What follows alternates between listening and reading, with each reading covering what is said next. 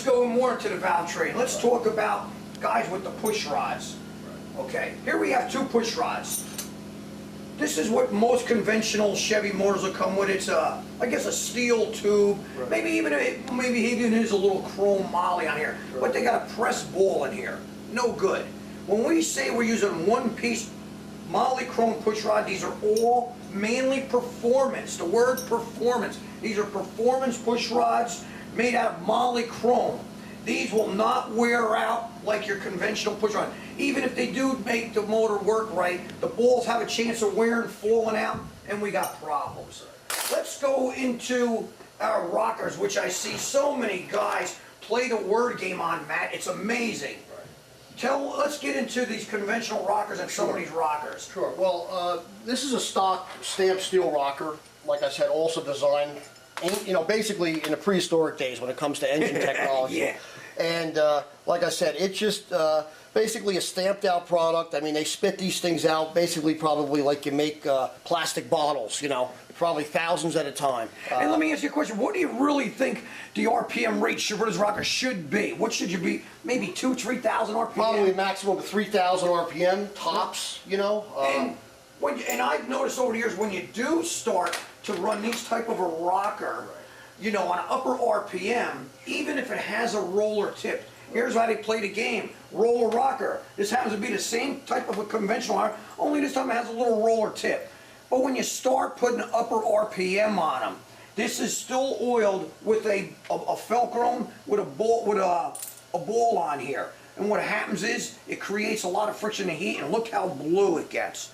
This is what happens. This came off a motor a guy sent me to redo for himself, and I says, I wouldn't use this junk. I'm sorry. I don't know who manufactures it. I don't really care.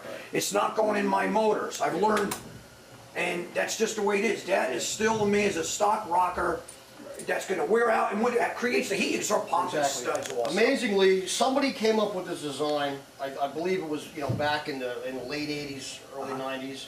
They advertise it as a roller rocker, but it's a roller tip rocker. The reason they put the roller on the tip, Doug, is for one reason. Okay. It's a lot cheaper.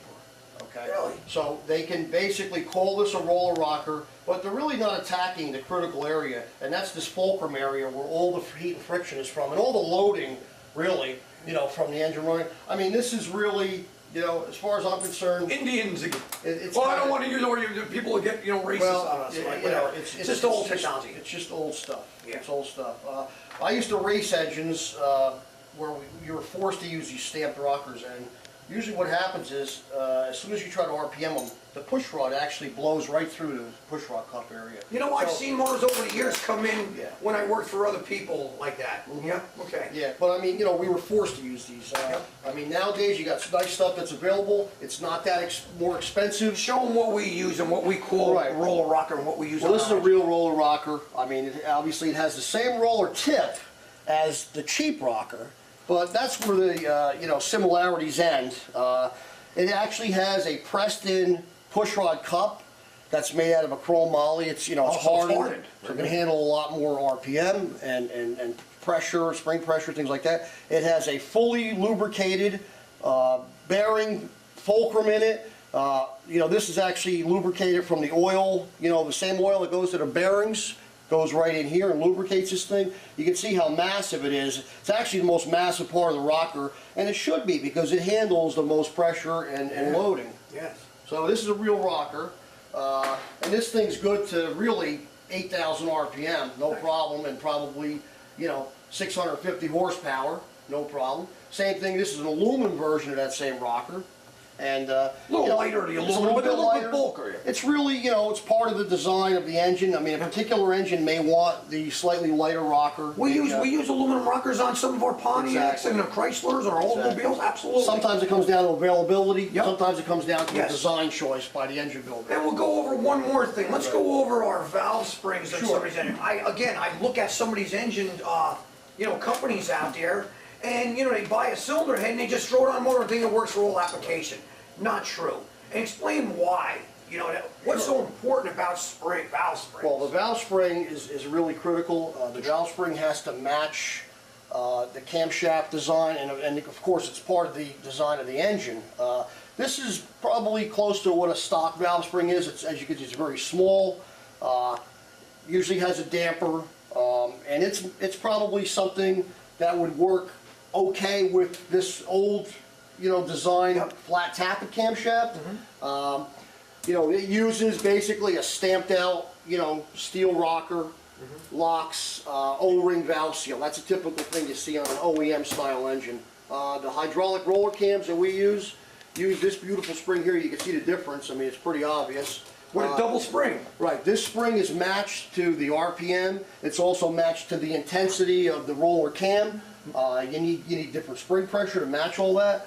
We use the chromoly retainer. You know what a lot of guys don't understand when they're going, well, we can get away with that single. Well, what's important about this inner spring is it controls the RPM of closing the valve. Exactly. You need that valve on upper RPM to close, because if it doesn't close properly, it's going to hang open and hit. Exactly. And a lot of guys don't understand that. You need open pressure is just as much as seat pressure. Exactly. And that's the important part.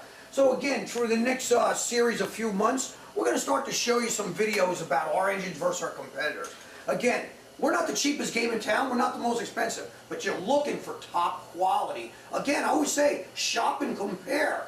Call us up.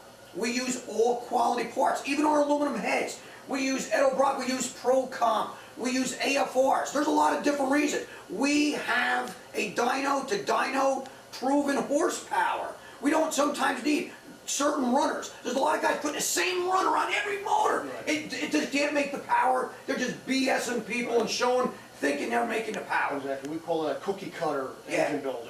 Just Find the hundreds and put them on motors, and they work. They don't work all the time. 170 runners, there's 180s, there's 190s, there's 200s, there's 210s, 220s, 230s. What the combination calls for, with the proper spring pressure, with the proper fasteners, with the proper quenches, the compression, the distributors. We'll go through all that stuff for you and show you. Junior, one more thing, show them, turn around. This happens to be one of our 408 Ford stroker engines, MSD on all our engines. MSD is one of the best ignition systems on the market. Again, through the next series of videos, we'll show you how to put motors together and really who is number one in the industry. Show them the quality of our stuff. We are number one. Thank you for paying attention and logging on to our videos. We hope they're going to be some help to choose who the real competitors are and who the real engine builders are there in the industry. Matt, again, like I said, has been in the industry like myself a long time. He's traveled the country with big name engine builders and drag racers. And again, the two of us, there's maybe 5 of us in this shop, we're going to show you throughout the year who is number one in the country and in the world in building true turnkey engines that you can get in, dependable, turnkey, fire them up, and drive anywhere you want. Our motors do make horsepower, and they have attitude. Thank you.